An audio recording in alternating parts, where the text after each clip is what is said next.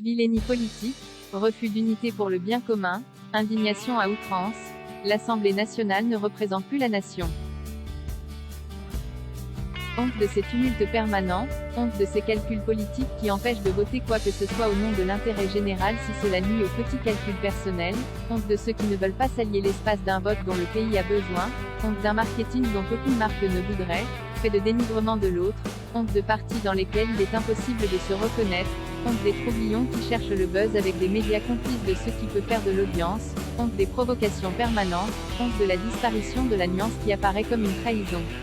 Qu'un député parmi d'autres ait eu une interpellation navrante en répondant à un exposé sur le danger réel que courent les migrants sur les mers est une chose, que l'Assemblée nationale en profite pour se donner bonne conscience en hurlant à qui mieux est désespérant en termes d'image. Et surtout, à cette occasion la manipulation de l'Assemblée elle-même, consistant à faire d'une réflexion très malvenue, une insulte raciale ad nominem discrédite toute forme d'éthique.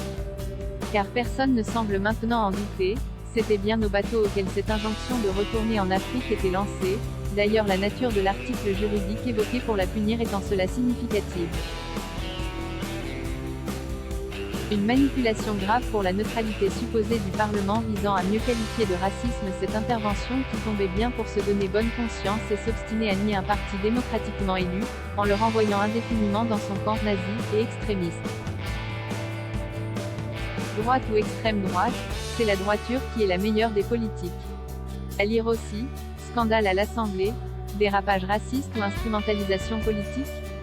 Oui, cette réflexion est désolante, et en ce lieu et à la cantonade, mais vouloir en faire plus sur le sujet contribue au désarroi du pays. C'est justement comme cela que l'on rend nos concitoyens extrémistes.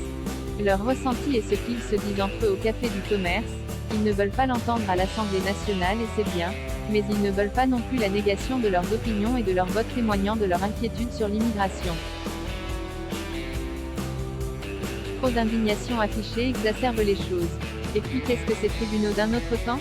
Ce règlement étrange consistant à priver un parlementaire de la moitié de son salaire pendant 2 mois. Quel rapport avec son outrance quelle qu'elle soit?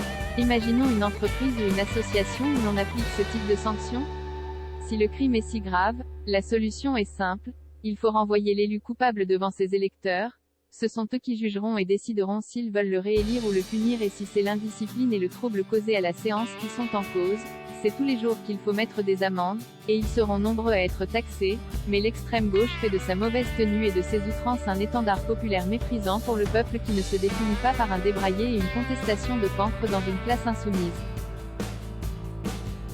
Tout ce qui est excessif est insignifiant, et notre Parlement devient insignifiant, il ne représente plus la nation particulièrement inquiète en ce moment, et c'est grave pour la République. La France sans dessus-dessous.